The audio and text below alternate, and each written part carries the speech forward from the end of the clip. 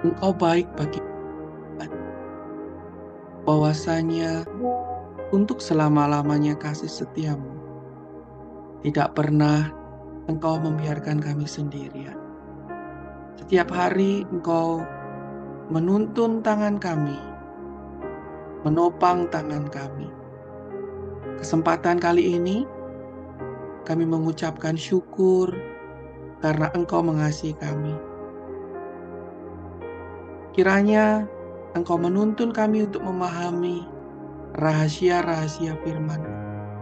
Ungkapkan hal yang tersembunyi. Berbicaralah kepada kami Tuhan. Kami siap mendengarkan apa yang Tuhan sedang singkapkan bagi kami. Urapi baik Bapak Ibu sekalian yang ada di Jerman, yang ada di Indonesia, bahkan yang ada dimanapun yang menyaksikan siaran ini Tuhan. Tangan-Mu tidak kurang panjang. Tangan-Mu adalah tangan yang maha kuasa, yang dapat menjamah dimanapun kami berada. Di dalam nama Bapa, Putra, dan Roh Kudus, kami berdoa mengucapkan syukur. Amin. Mengucapkan shalom kepada Bapak Ibu sekalian yang hari ini bergabung menyaksikan apa yang Tuhan taruh di dalam hati saya untuk saya bagikan kepada Bapak Ibu sekalian. Pertemuan kali ini saya memberikan judul tentang warisan hutang. Saya mengucapkan terima kasih buat kesempatan yang diberikan oleh Ibu kita dan Pak Yohanes, serta Bapak Gembala Pak Yusak Nengah yang memberikan saya kesempatan kembali untuk berbagi. Dan sebenarnya kalau saya berbagi kesaksian, mungkin waktunya tidak cukup karena banyak sekali yang Tuhan kerjakan dalam kehidupan kami, di mana kami boleh melayani Tuhan melalui Dayspring Theology University ini. Dan dalam Victorious Living Assembly atau Global Mission Internasional. Bapak Ibu yang dikasihi Tuhan, ketika saya pulang dari Taiwan beberapa waktu yang lalu, saya sedang berada perjalanan dari kota Taichung menuju kota Taipei. Dan sebenarnya saya seharusnya sendirian di atas bis tersebut. Tapi entah bagaimana, ternyata salah satu pemimpin yang ada di kota Taipei di mana kami di Taichung di mana kami melayani di sana, ternyata juga sedang akan bekerja menuju kota Taipei. Dan ternyata ketika dia pesen tiket itu bisa satu bis bisa juga duduk bersebelah-sebelahan. Ya memang Tuhan menyertai kami semua dan tidak pernah meninggalkan saya sendirian. Satu perkara yang saya lihat di kota Taichung saat kami melayani di sana, memang di luar negeri, maksud saya di luar Indonesia tidak sama dengan yang ada di Indonesia, Bapak Ibu. Dan betapa luar biasanya pelayanan-pelayanan yang ada di kota Taichung itu. Saya melayani pada saat itu di tengah-tengah para anak-anak muda yang mereka setiap hari Senin sampai hari Sabtu disibukkan dengan urusan pekerjaan dan disibukkan dengan urusan belajar di kampus.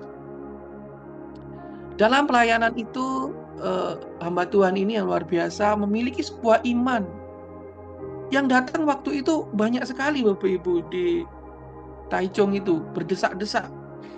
Dan mereka bersaksi bahwa bagaimana Tuhan itu memberikan tempat itu untuk mereka beribadah. Rasanya tempat itu sudah nggak cukup lagi. Dan Bapak Ibu sewa tempat di luar negeri itu nggak semurah di Indonesia. Dan mereka memiliki hati untuk bisa dimekarkan lagi, ditambahkan lagi, dilebarkan lagi.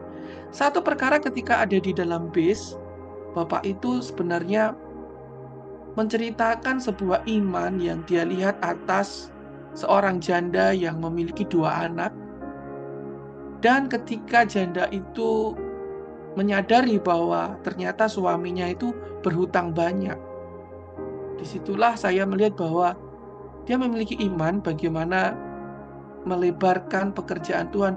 Dan kayaknya itu dia sebenarnya bersaksi Bapak Ibu, tapi saya tahu apa yang diucapkannya itu sebuah pelajaran yang Tuhan berikan ke dalam hati saya. Walaupun itu cuma sepintas saja dia menyebutkan, tapi saya sangat menangkap bahwa apa yang saya alami beberapa waktu kemarin merupakan sebuah pelajaran bagaimana kita dapat melebarkan kapasitas kita, dan bagaimana kapasitas itu Tuhan sendiri yang bekerja di tengah-tengah kapasitas itu. Sehingga judul hari ini saya berikan judul tentang warisan hutang. Warisan yang tidak diinginkan oleh siapapun. Setiap kita sebenarnya memiliki warisan. Entah warisan dari orang tua, ataupun warisan dari Adam dan Hawa. Nah, kita mewarisi sesuatu yang daripada Adam dan Hawa, yaitu warisan dosa, Bapak Ibu. Wah, itu nggak enak sekali. Nah, sebelum kita membahas lebih lagi, kita akan membaca firman Tuhan.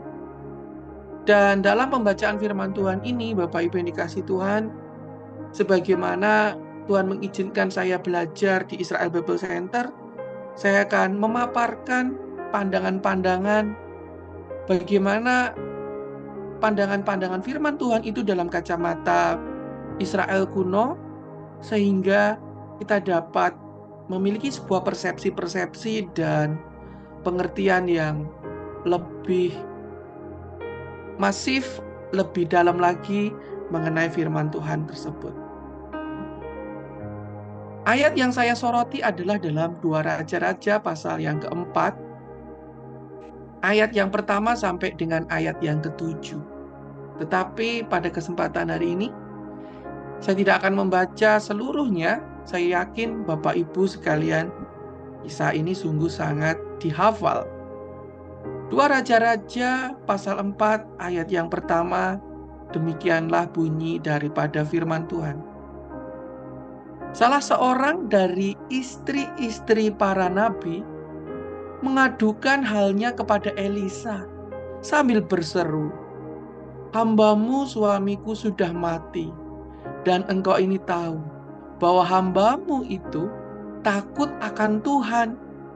Tetapi sekarang penagih hutang sudah datang untuk mengambil kedua orang anakku menjadi budaknya."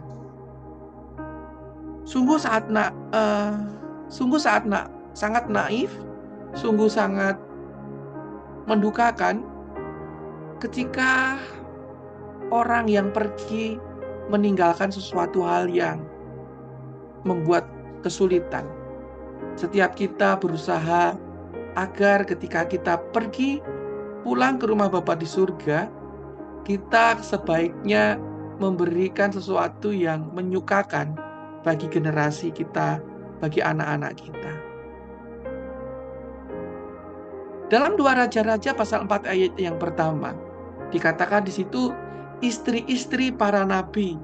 Nah, kenapa di sini ditulis istri-istri para nabi?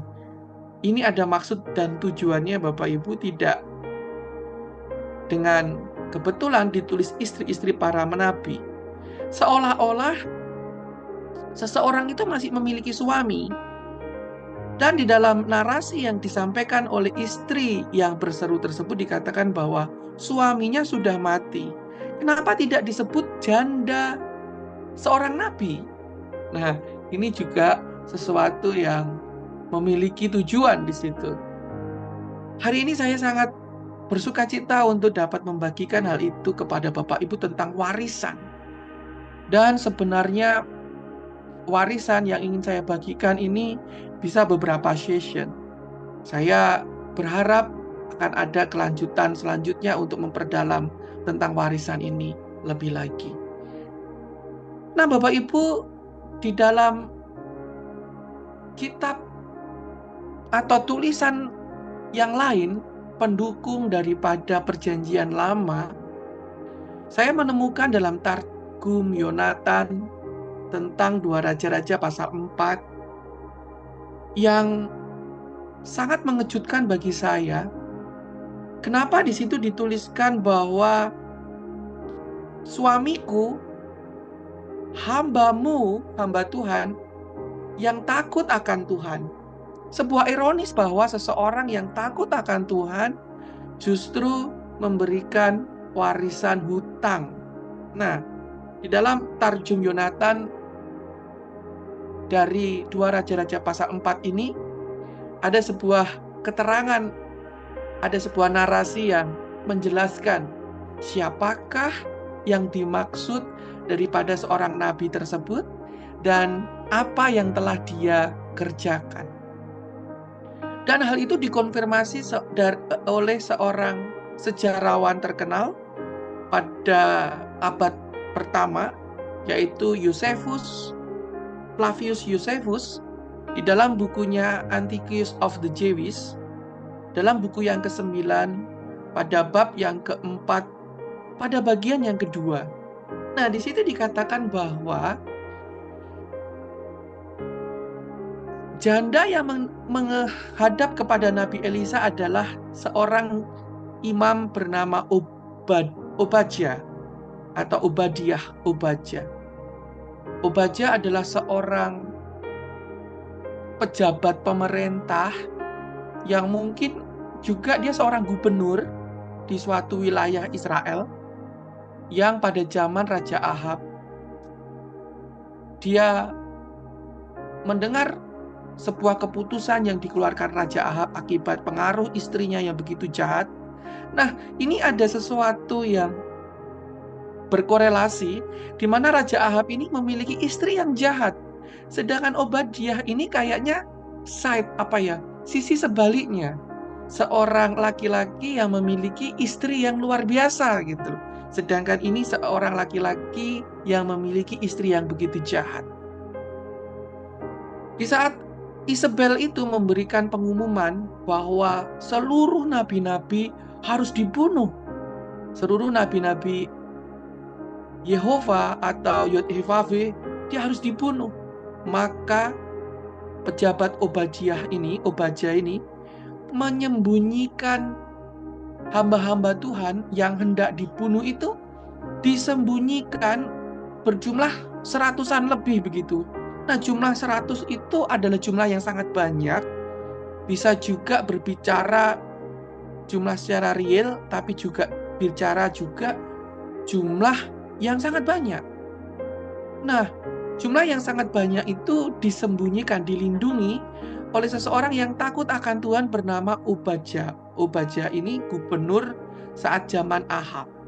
Dia menyembunyikan hamba-hamba Tuhan yang hendak dibunuh di sebuah gua-gua yang sangat jauh dan tidak terjangkau oleh prajurit-prajurit kerajaan Ahab pada kala itu. Tetapi Bapak Ibu, jadi untuk menyembunyikan hamba-hamba Tuhan yang tersembunyi tersebut, Obadjah menggunakan keuangan negara, meminjam kas pemerintah waktu itu untuk mengirimkan bahan-bahan makanan kepada hamba-hamba Tuhan yang tersembunyi, yang ada di dalam gunung-gunung itu. Nah, itu yang dilakukan Obadjah. Sehingga ketika Obadjah mati, pemerintah Ahab, pemerintah Yerobeam waktu itu menuntut ganti rugi kepada Obadjah. Jadi Obadjah ini berbuat baik sebenarnya. Dia ingin memelihara kelangsungan kehidupan hamba-hamba Tuhan, tapi dengan caranya sendiri. Tapi dengan cara duniawi. Dia minta pertolongan dengan duniawi. Obadjah ini menggunakan akal sehatnya dia. Gimana cara memberi makan hamba-hamba Tuhan yang ada di pelosok-pelosok yang saya sembunyikan di gua-gua? Caranya gimana? sedangkan dia nggak punya dia juga putar-putar uang begitu ya. Mungkin dia tidak punya uang yang cukup, dia meminjam uang negara, mungkin dengan suatu tender begitu. Nah, tetapi ketika dia meninggal, tidak bisa berputar rencananya itu, maka istrinya yang harus dituntut, dan berakibat anak-anaknya harus dibawa untuk membayar hutang-hutang yang telah dia peroleh karena melindungi hamba-hamba Tuhan. Nah, mari kita pikirkan sejenak, apakah alasan orang itu berhutang? Alasan orang berhutang adalah sebenarnya untuk mencari keselamatan. Karena nggak cukup, perlu penyelamatan, perlu disambung dengan apa yang dia tidak mampu, apa yang dia tidak miliki. Nah, di dalam Yeremia 17 ayat yang kelima, orang yang mengandalkan manusia adalah orang yang terkutuk. Orang yang mengandalkan kekuatannya sendiri, dia itu terkutuk dan hatinya ternyata tidak mengandalkan Tuhan. Nah, di sini kita melihat bahwa seseorang yang takut akan Tuhan, justru dia itu mengandalkan kekuatannya sendiri. Dia mengandalkan kepandaiannya sendiri dengan bagaimana dia memutar uang, mengadakan, mencukupi, menyelamatkan apa yang dia butuhkan. Nah, Bapak Ibu, di situ ditulis bahwa seorang janda atau seorang istri dari hamba Tuhan yang sudah meninggal itu pergi ke Nabi Elisa. Nah, Bapak Ibu ketahuilah bahwa nama Elisha itu adalah El-Yasa. Yasa ini adalah akar daripada Yehoshua, yaitu keselamatan. Jadi El-Yasha itu adalah Elisha. Dan ini adalah Allah keselamatan. Alkitab memberikan sebuah narasi yang jelas di mana seorang istri benar-benar dalam kondisi yang ketidakberdayaannya dia berlari mencari keselamatan kepada Elohim, Allah yang menjadi sumber keselamatan. Dia sangat bergantung kepada Allah. Dan dalam kode piktograf dari kata Eliasa adalah saat mata seseorang, mata hati seseorang terbakar oleh api semangat atau gigi yang dihancurkan ketika matanya sendiri dihancurkan oleh penyembahan, yaitu firman Tuhan, firman daripada Elohim. Jadi di sini benar-benar sebuah proyeksi seorang janda yang mencari pertolongan daripada Tuhan. Tidak mengandalkan kekuatannya kembali, tidak mengandalkan posisinya. Dia mungkin mantan istri gubernur begitu, tidak mengandalkan kekuatan koneksinya, tidak mengandalkan kolega-kolega bisnisnya. Dia mengandalkan seorang imam yang disebut Imam Eli, Nabi Elisha, yaitu di situ dikatakan Allah keselamatan, di mana dia menghancurkan mata batinnya, ingin melihat apinya itu terbakar hatinya untuk menyembah Allah, percaya akan firman Allah yang memberikan keselamatan. Nah, Elisha ini memiliki kode gematria 411. Nah, kode gematria 411, Bapak Ibu dapat melihat dalam sumber Bilhedrik, juga merupakan arti sunat. Circumstance ini sunat. Dan ini adalah nama Elisha, dan dia adalah juga berkata bersama Yahweh, dibuat oleh Allah. Jadi ketika seorang janda itu dia melakukan sunat, artinya memisahkan hatinya dengan hal-hal duniawi ini untuk mencari pertolongan yang daripada Tuhan. Dia berseru kepada Tuhan, mencari pertolongan hanya benar-benar kepada Tuhan, agar Tuhan menyelamatkan. Dia naik ke gunung bersama Tuhan, agar Tuhan melakukan sesuatu hal. Nah, jadi kita dapat membaca 2 Raja-Raja pasal 4 ayat yang pertama. Dikatakan di sana salah seorang dari istri-istri para nabi mengadukan halnya kepada Tuhan yang adalah keselamatan.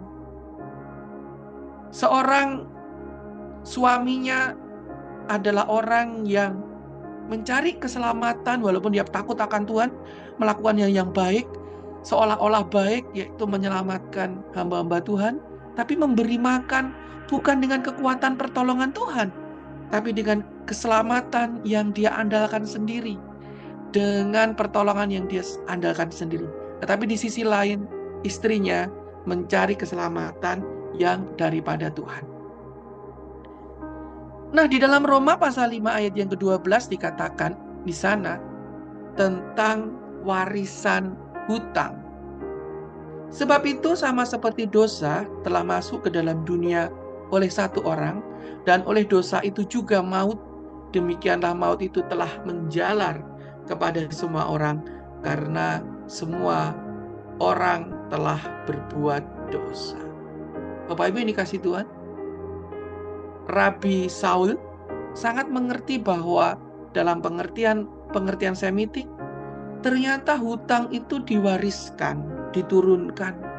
Dan kita semua juga telah memiliki sebuah warisan hutang, yaitu dosa.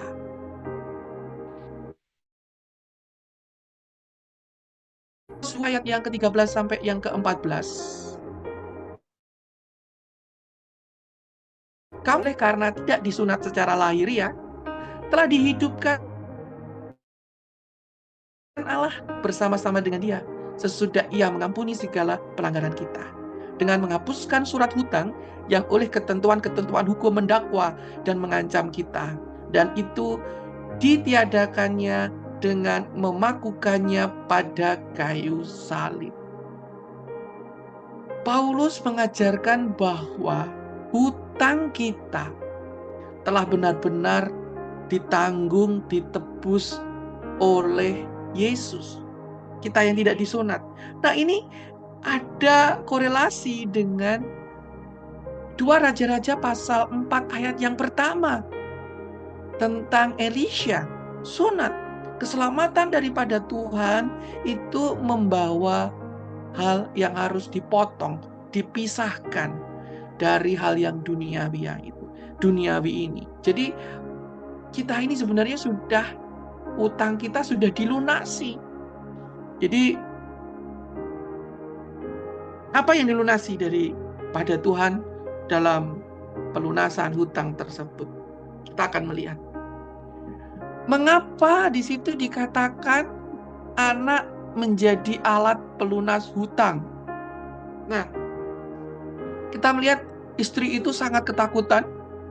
Bayangin Bapak Ibu, saya mengucap syukur saya memiliki anak, dan anak itu juga merupakan hasil pergumulan doa, dan saya sudah bersaksi kepada Bapak Ibu sekalian.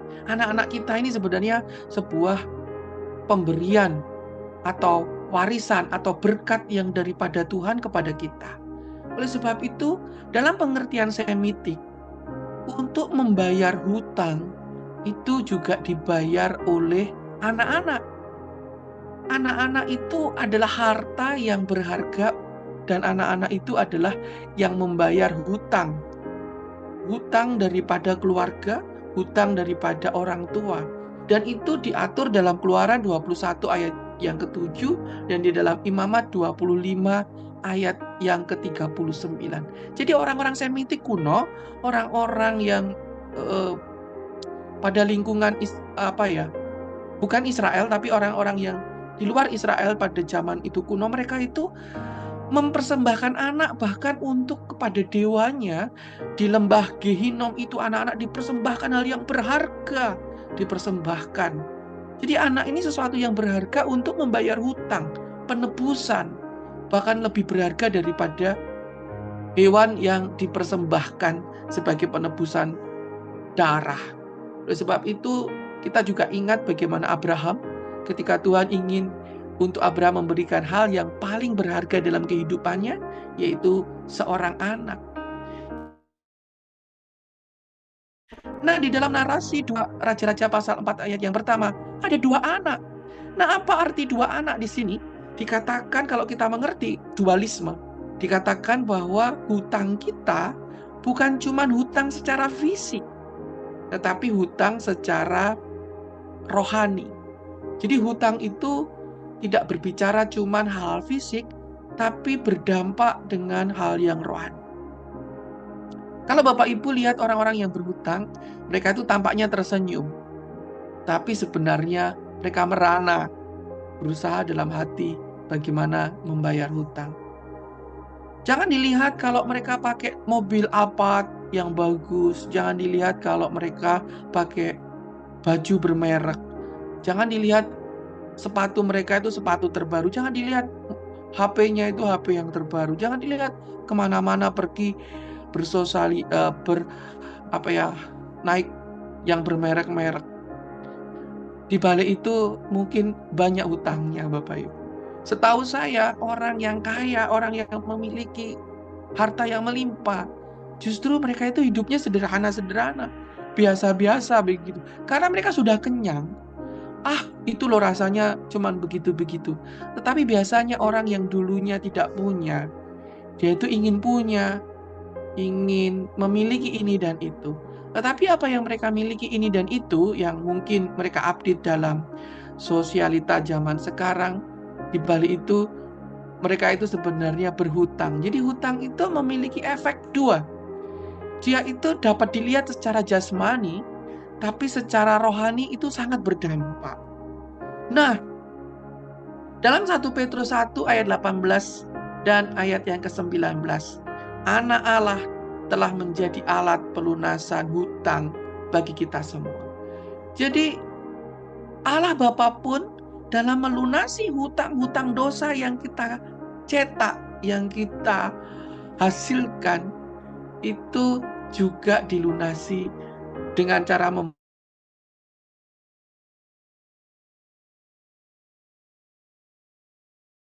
Bapaknya yang sangat mulia, yang dengan rendah hati, yang tidak bernoda.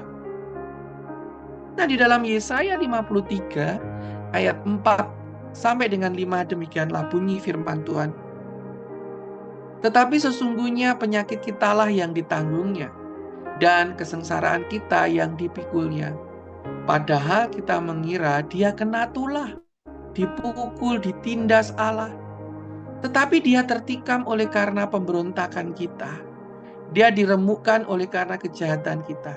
Ganjaran yang mendatangkan keselamatan bagi kita ditimpakan kepadanya, dan oleh bilur-bilurnya kita menjadi sembuh. Yesaya 53 mengatakan bahwa penyakit kitalah yang ditanggungnya. Penyakit ini dampak yang terlihat. Sakit ini terlihat, Bapak Ibu. Sakit kanker, sakit diabetes, semua sakit ini dapat dilihat. Tetapi kesengsaraan ini berbicara tentang beban, stres, spiritual yang terganggu.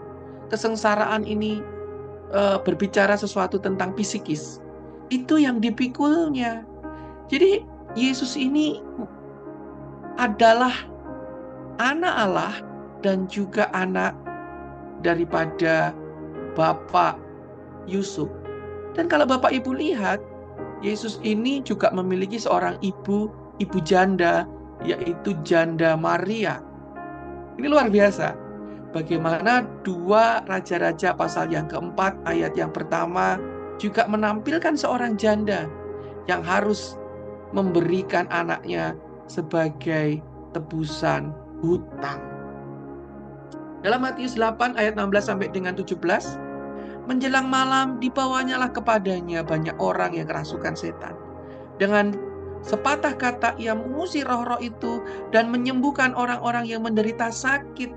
Jadi Dosa itu karena pengaruh roh jahat, karena mereka telah menghancurkan ketika Adam dan Hawa menaati keinginannya dengan hasupan dusta ular. Dia telah dalam pengaruh kekuasaan ular, sehingga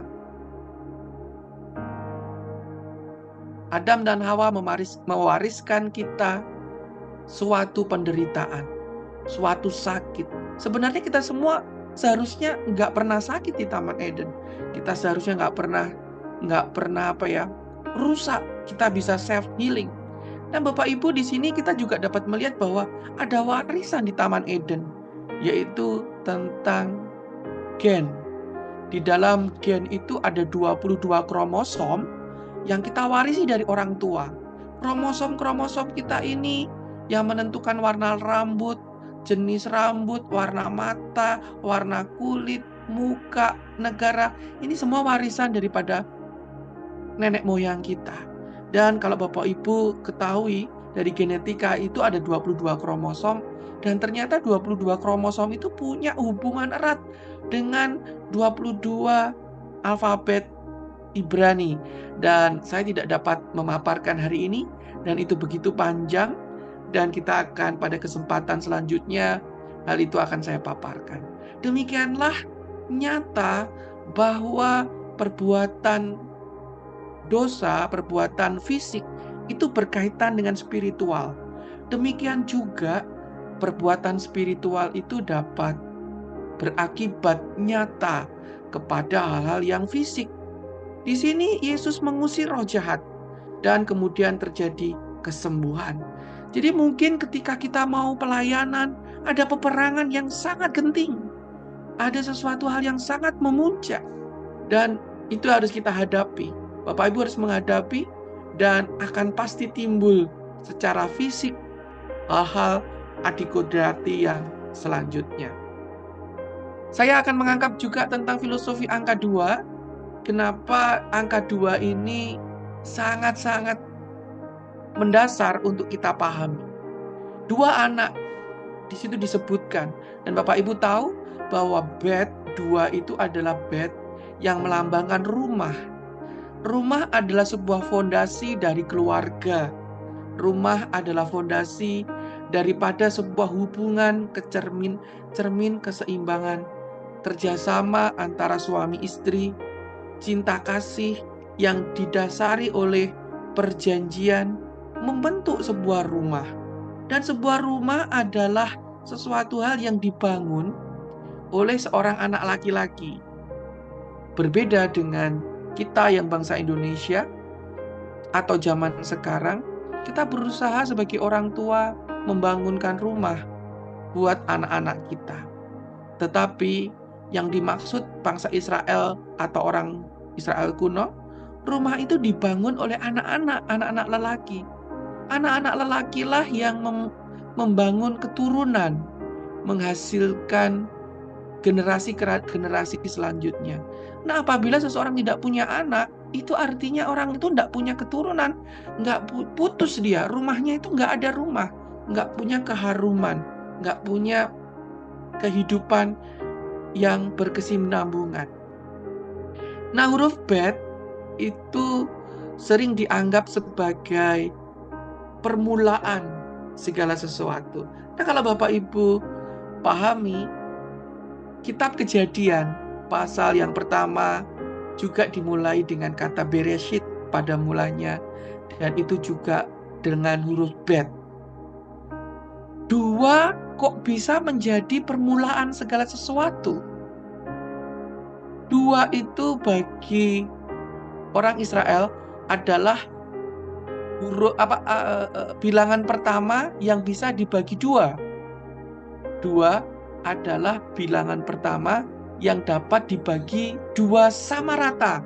Jadi dia bisa menjadi sebuah bentuk keseimbangan. Dia seimbang. Jadi rumah pada mulanya itu bet adalah tempat lahirnya kehidupan, tempat lahirnya keamanan, tempat lahirnya keluarga. Dan itu adalah menariknya di sini itu juga menceritakan tentang penciptaan. Jadi kata dua anak, dua. Jadi pada mulanya itu berkaitan erat dengan permulaan, di mana di dalam permulaan ada sebuah hutang yang dilakukan oleh Adam dan Hawa, dan hutang itu sudah dilunasi oleh Yesus di kayu salib.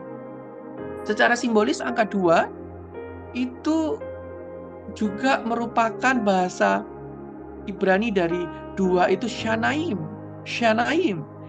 Dan 2 itu adalah hari Senin. Di dalam hitungan Ibrani, hari pertama itu hari Minggu, hari Ahad itu hari yang pertama. Dan tanpa kita sadari hari Senin itu sebenarnya Yom Sheni, hari yang kedua. Selama ini Bapak Ibu sekalian kan berpikir kalau hari Senin itu hari pertama dalam minggu. Oh enggak, hari ini adalah hari yang ke-6 kita ketemu di hari Sabtu. Seharusnya hari yang ke-7 ya Bapak Ibu. Karena sebenarnya menurut hitungan orang Ibrani, Minggu adalah hari yang pertama, adalah hari yang ke-Ahad, hari yang pertama. Dan Senin itu adalah Yom Sheni, hari yang kedua. Jadi 2 itu putaran dalam satu sikel permulaan. Hari yang pertama ketika orang bekerja, mempraktekkan secara spiritual apa yang dia peroleh. Marilah kita mendalami lebih lagi tentang definisi kata hutang. Hutang adalah dilambangkan nosyeh. Dalam bahasa Ibrani adalah nosyeh. Hutang itu simbol dari beban, simbol dari ketidakberdayaan seseorang ketika seseorang tidak mampu. Lambang dari kritis, sesuatu yang krisis terjadi, dan kehilangan kebebasan. Seseorang yang memiliki hutang, dia memiliki kewajiban dan berkewajiban selalu untuk memberikan pelunasan kewajiban yang harus dia lakukan. Nah, apa kata nosyeh itu?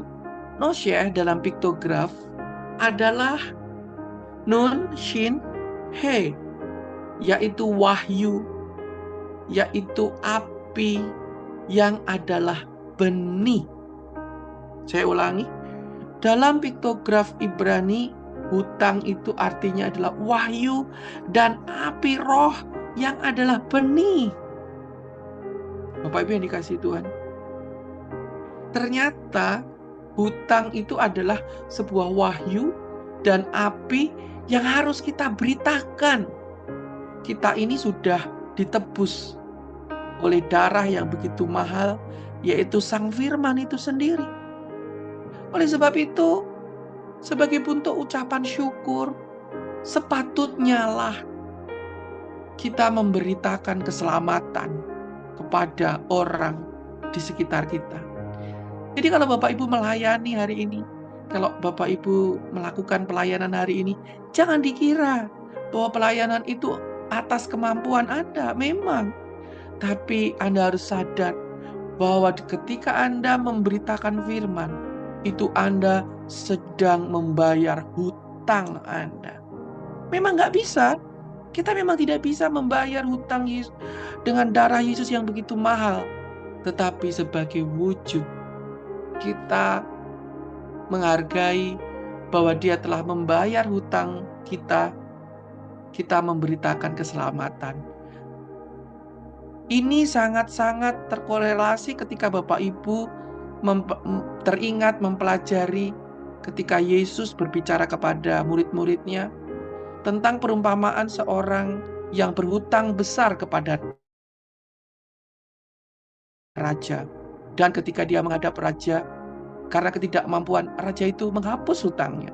Tetapi ketika seseorang ini berjumpa dengan temannya yang cuman berhutang sedikit, dia memasukkan temannya itu, menuntutnya ke dalam meja hijau.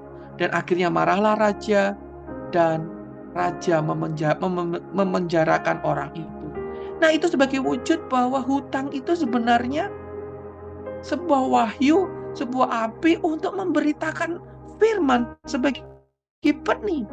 Jadi kita ini memberitakan keselamatan, memberitakan kabar keselamatan adalah wujud kita mengucapkan terima kasih, wujud keterkaitan kita bahwa kita memiliki hutang, yaitu pelunasan akan beban-beban yang telah dilunasi di kayu salib.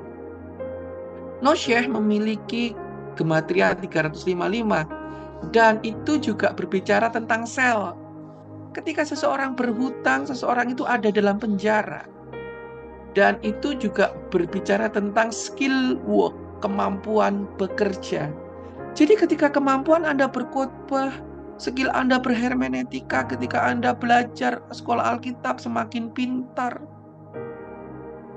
Tujuan, visi, kemampuan Anda untuk melayani Tuhan itu bukan karena kepandaian Anda. Anda harus melakukan, Anda harus bekerja dengan sungguh-sungguh dan melakukannya itu untuk Tuhan. Karena Anda harus mengucapkan syukur sebab hutang Anda telah dilunasinya di dalam kayu salib. Sebagai orang yang telah menerima Kristus, kita memiliki hutang untuk menyampaikan wahyu dengan api roh untuk mengabarkan benih firman Tuhan. Jadi Bapak Ibu, ketika saya diberi kesempatan pergi kepada bangsa-bangsa, diundang ke sana sini menyampaikan firman Tuhan, aduh, saya paham ini Bapak Ibu. Kalau aku bisa, itu bukan aku. Aku hanya seseorang yang harus bayar hutang, seseorang yang harus melunasinya, seorang yang harus mengucapkan syukur karena apa yang telah beban besar, apa yang telah harus kulunasi tidak kutanggung lagi, telah ditutup oleh Sang Raja. Dan sebagai bentuk ucapan syukur, kita harus menyampaikan wahyu, menyampaikan rahasia firman Tuhan. Wahyu bukan pikiran Anda sendiri, bukan kemampuan Anda sendiri, bukan beritamu, tetapi wahyu murni, wahyu roh. Jadi bagaimana Anda dapat mengerti wahyu? Ya Anda belajar menyelidiki firman Tuhan. Nggak cuma mengalir, tapi nggak ada yang dialirkan. Semuanya ini harus dipersiapkan, diajarkan dengan kemampuan. Jangan terus, Pak, mengalir saja. Apa yang harus saya khotbahkan mengalir? Ya, nulis tugas akhir juga mengalir, akhirnya juga direvisi banyak sama Pak Muji. Bapak Ibu yang dikasih Tuhan, setiap kita perlu benar-benar mendapatkan wahyu ilahi. Dan ketika kita memiliki wahyu ilahi dan api roh, kita benar-benar sebagai perpanjangan tangan keselamatan Tuhan. Karena bukan kita yang menjamah orang, karena bukan kita yang mengabarkan kebenaran, tapi kita menyajikan kebenaran itu dalam porsi kebenaran itu sendiri.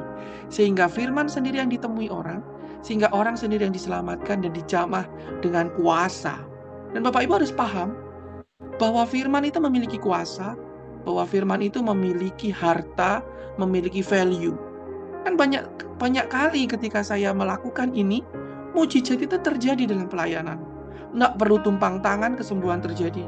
Nggak perlu jungkir balik, kecukupan itu terjadi. Nah Bapak Ibu yang dikasih Tuhan, hal yang terjadi secara spiritual akan terjadi secara fisik. 2 Raja-Raja pasal 4 ayat yang pertama sangat jelas. Dan ini kita lihat tadi istri-istri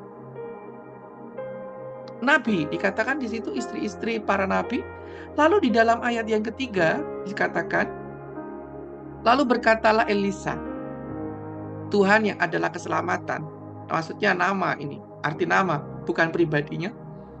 Tuhan yang memberikan keselamatan mengatakan kepada janda itu, pergilah, mintalah bejana-bejana dari luar, daripada segala tetanggamu. Nah, siapakah tetangga? Daripada istri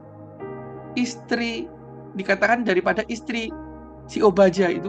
Nah, tentulah tetangga daripada istri Obaja adalah istri hamba-hamba Tuhan yang telah diselamatkan suaminya, yang telah diselamatkan keluarganya akibat dilindungi oleh Obadya.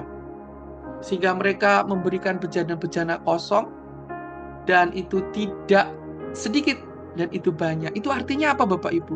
Artinya gini loh, sebagai hamba Tuhan, sebagai orang baik, nama baik itu diketahui baik bukan karena kita sok baik, bukan karena kita berbicara baik, tetapi nama baik itu dilihat orang hal itu baik. Sedikit memusingkan ya. Jadi kalau orang itu baik, tetangga-tetangga itu lebih bilang orang itu baik. Jadi jangan terus berbicara, "Oh, aku baik, aku baik." Tapi tetangganya bilang, siapa lo? Lo begini-begini dan begitu. Lo begini-begini dan begitu." Nah, kita ini akan baik di pemandangan orang-orang sekitar. Tetangga-tetangga inilah yang akan menyaksikan bahwa, "Oh, you doing something well." Kamu melakukan sesuatu yang baik bagi kami. Dan itu adalah hamba-hamba Tuhan. Nah, apakah definisi dari bully, Kelly? Jadi bully ini bahasa Ibraninya Kelly ya. Gov, Lamed, dan Yod itu adalah bejana tanah liat. Anda ini loh bejana tanah liat.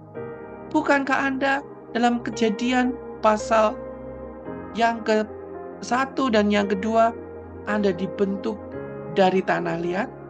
Anda ini bejana tanah liat yang harus membuka hati, yang harus menarik kemampuan. Kadang Bapak Ibu berbicara, aku nggak mampu loh bikin tugas akhir. Aduh, pusing bikin tugas akhir Tuhan. Aku nggak mampu loh kalau disuruh khutbah. Aku nggak mampu Tuhan kok utus memberitakan firman. Bapak Ibu, Anda itu bejana tanah liat. Bejanamu harus kau kosongkan, harus kau sediakan, harus kau berikan kepada Tuhan, agar wahyu dan api roh itu memenuhi yang adalah benih daripada ilahi itu. Jadi sebagai bejana tanah liat ini kita harus memberi diri, memberi waktu, memberi apapun yang Tuhan mau gitu loh.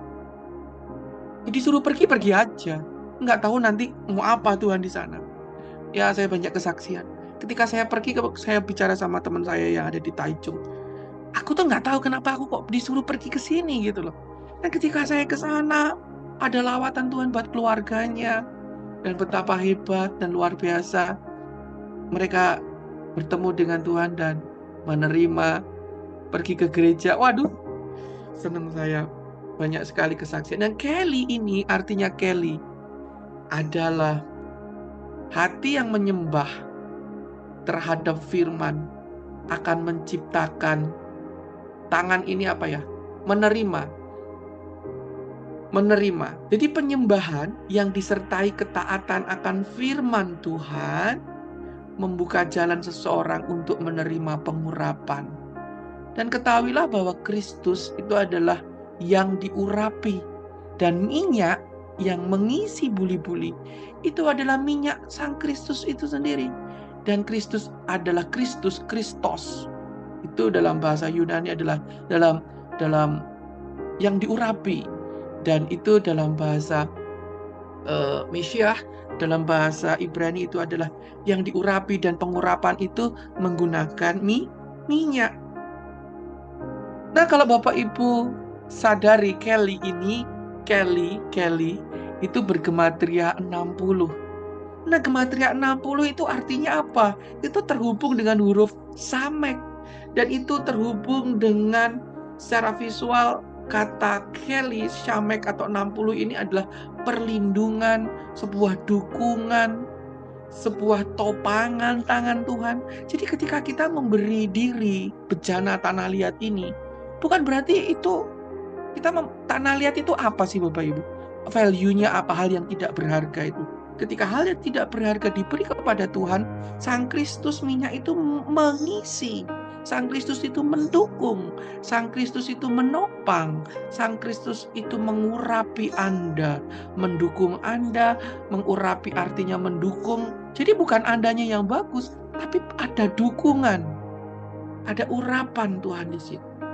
Jadi konteks secara spiritual, Angka 60 ini mengacu pada perlindungan, penyertaan, keamanan yang Tuhan sediakan bagi Bapak Ibu sekalian.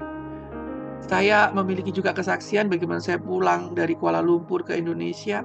Saya tanpa sadar, kalau Bapak Ibu lihat di Facebook, saya ini kode cetak tempat duduk itu boarding pass itu, tempat duduk saya 31A, itu bagian pojok sendiri. Dan ketika saya masuk, saya itu tertidur begitu capek karena transit perjalanan dari satu negara dengan negara lain itu penuh dengan capek. Dan tanpa saya sadar loh, ternyata sebelah kanan saya itu adalah hamba-hamba Tuhan, dua hamba Tuhan. Saya itu nggak ngerti. Ya, satu ketika saya akan bersaksi tentang kejadian spiritual yang saya alami di atas pesawat itu. Ketika saya tertidur. Dan ternyata saya menjumpai bahwa sebelah kanan saya itu hamba Tuhan yang sangat luar biasa. Dan Bapak Ibu ini kasih Tuhan, itulah simbol Allah menyertai, Allah melindungi. Dan angka 60 itu juga menunjukkan sebuah kebebasan duniawi. Kebebasan dari hal-hal dunia. Kita sudah nggak mikir lagi pelayanan, nggak memikir untuk membangun diri kita. Pelayanan nggak memikirkan keinginan kita, nggak memikirkan bagaimana kita punya ekonomi yang mapan. Bagaimana pelayanan itu tidak untuk membangun nama kita sendiri, tapi benar-benar untuk memuliakan Bapa kita di surga. Nah, 60 ini juga berhubungan antara sabda dan doa. Ketika kita memberikan diri kepada Tuhan, buli-buli itu diberikan, itu artinya kita percaya memberi diri terhadap firman Tuhan. Dan kita bukan cuma memberi diri terhadap firman Tuhan, kita berdoa dan kita berusaha work dengan keterampilan, skill kita. Jadi doa dan usaha, jadi jangan cuma berdoa doang. Anda perlu percaya firman, Anda perlu berdoakan firman, dan Anda perlu berusaha untuk Anda dapat dipenuhi. Ya, dipenuhi agar hutang-hutang Anda itu lunas. Nah, kata tetangga Shekhinim, yaitu tetangga yang kita lihat bahwa itu adalah istri-istri hamba Tuhan yang diselamatkan oleh Obadya, istri yang minta tolong kepada Elisa, itu memiliki nama baik. Dan kata tetangga ini tidak dengan kebetulan ditulis Shekhinim, yang artinya adalah air kehidupan yang menyucikan seseorang. Karena air ini lambang baptisan, ini air yang tertutup, ini lambang penyucian. Yang membawa seseorang, ketika seseorang dibaptis, disucikan, membawa seseorang ke dalam penyembahan. Dan ketika penyembahan itu dilakukan dengan baik, dengan rendah hati, itu akan membuat benih firman Tuhan dapat ditanam dengan baik, sehingga seseorang dapat menerima api daripada roh. Jadi buli-buli yang banyak yang dari tetangga, itu artinya ketika kita mengumpulkan pekerjaan kita, keterampilan kita, kebisaan kita dengan penyembahan yang luar biasa mendalam, pengertian kita akan firman Tuhan, kita lakukan dengan penyembahan dan rendah hati, kita seperti wadah yang terbuka, siap dipenuhi oleh api roh. Nah, kita juga teringat Maria dan Yusuf dalam Matius pasal 2 ayat 13 sampai yang ke-16. Maria dan Yusuf adalah orang yang benar-benar telah menyucikan diri. Mereka bukan telah melakukan hubungan seks sebelum pernikahan. Mereka benar-benar orang yang suci, menjaga pernikahan yang kudus. Hatinya penuh menyembah kepada Tuhan, melakukan firman, dan mereka menerima api roh. Dan oleh karena karya Roh Kudus, maka sang firman tinggal di dalam rahim Maria, dan Yusuf melindungi. Ini bed, ini keluarga. Bapak Ibu lihat, ini bed, ini pada mulanya seorang suami, istri, anak, ini bed. Ini huruf Bereshit, ini huruf permulaan yang mengkonten, mewadahi pada mulanya itu karya Allah, penciptaan sang terang itu di bawah. Demikianlah Maria mengandung, melindungi, membawa sang firman. Demikianlah juga tabut perjanjian, membawa 2 loh batu. Kenapa 2 loh batu itu atau tabut perjanjian harus hilang? Karena Maria ini juga harus digenapi dalam diri Maria. Nah, kenapa Maria juga harus terangkat di surga? Karena kita, Anda dan saya, you and me ini loh Bapak Ibu, juga adalah wadah tabut perjanjian yang membawa firman ke dalam dunia di sekitar kita. Jadi sebanyak ruangan, sebanyak tempat, sebanyak hatimu yang kau serahkan, yang Anda sediakan, sebanyak itu jugalah Kristus yang diurapi minyak itu, firman itu. Jadi apa itu minyak? Kristus. Kristus yang diurapi itu adalah Yesus. Yesus adalah firman. Jadi yang memenuhi kita tuh firman, wahyu Allah. Jadi jangan terus kita bilang, wah aku diurapi Tuhan.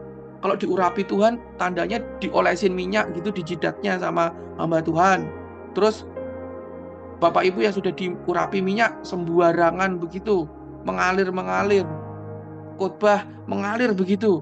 Terus apa ya? Ya memang benar kita mengalir Roh Kudus di atas mimbar, tapi kita perlu menyiapkan firman, menangkap baik-baik itu wahyu. Wahyu yang adalah api roh, sehingga Anda benar-benar menanam benih ilahi, bukan benih pikiran Anda sendiri, bukan aliran pikiran Anda sendiri. Dan sebanyak Anda menyediakan tempat untuk firman itu ada, untuk tempat urapan itu ada, untuk Kristus itu ada, sebanyak itulah Anda akan dipakai Tuhan. Saya ulangi Bapak Ibu, karena ini sesuatu yang sangat dalam. Kalau Bapak Ibu itu sebatas pengertian urapan adalah orang yang diolesin minyak, orang yang ditabiskan, dipanggil di depan umum, terus Anda dapat dengan sembarangan di atas mimbar, ngomong aja apa yang Anda mau, sehingga kalau firman itu kemana-mana, gak ada kaitannya, delucur kemana-mana. Mohon maaf Bapak Ibu. Terkadang banyak sekali disisipi ideologi-ideologi, pemahaman-pemahaman manusia. Dan benih yang Anda tanam bukan benih ilahi, tapi benih keakuan. Biasanya orang-orang yang mengalir itu ujung-ujungnya aku loh yang diurapi, aku loh yang dipakai Tuhan, aku bisa menyembuhkan. Nah, tetapi sebanyak kita memberikan ruang untuk firman itu hadir dalam hidup kita, untuk firman itu dapat kita peroleh, untuk wahyu itu dapat kita tangkap, untuk sari-sari apa itu firman Tuhan, sari-sarinya apa. Di firman api roh itu ada, kuasa dari firman Tuhan itu akan hadir. Benih yang benar-benar benih ilahi, yang adalah murni firman Tuhan itu akan tertanam. Dan itu adalah kuasa penciptaan. Dan itu adalah saat kita semua membayar hutang. Bukan karena kepandaian kita berkhotbah, kepandaian kita tidak. Semuanya itu adalah rasa syukur kita kepada Tuhan. Karena Dia telah menebus dosa kita. Matius 13 ayat 58. Dan karena ketidakpercayaan mereka, tidak banyak mujizat diadakannya di situ. Jadi ruang itu hanya karena masalah hati, masalah ketidakpercayaan. Jadi kalau Anda tidak percaya kepada Tuhan, jadi ketidakpercayaan. Jadi apa yang Anda percayai, itulah yang akan keluar dari hidupmu. Kalau Anda percaya bahwa Anda mengalir begitu, ya itulah yang Anda akan alirkan, diri Anda sendiri. Tapi kalau Anda percaya bahwa ketika Anda menjumpai sang firman itu dalam wahyu dan dalam api roh, Bapak Ibu dapat menanam benih yang murni daripada firman Tuhan. Demikianlah pemaparan hari ini tentang warisan hutang. Kiranya Bapak Ibu diberkati. Bapa yang di surga, Bapa yang maha luar biasa, yang mengasihi kami, yang memberikan anaknya yang tunggal bagi kami. Hari ini kami boleh melihat betapa firman-Mu yang ada di dalam 2 Raja-Raja 4 ayat yang pertama sampai ayat yang ke-7. Tidak sederhana itu. Firman-Mu itu benar-benar berputar-putar dalam berbagai sudut dan dalam berbagai dimensi. Kami melihat cahaya terang-Mu itu. Ajari kami Tuhan, agar kami dapat menyediakan bejana, ruang-ruang kosong yang kami akan perlebar, agar Kristus, Mesias yang diurapi itu, dapat mengalir dalam kehidupan kami, sebagai wujud kami mengucapkan syukur, karena Engkau telah menebus hutang-hutang kami. Di dalam nama Bapa, Putra, dan Roh Kudus, kami berdoa mengucapkan syukur. Amin. Tuhan Yesus memberkati. Shalom.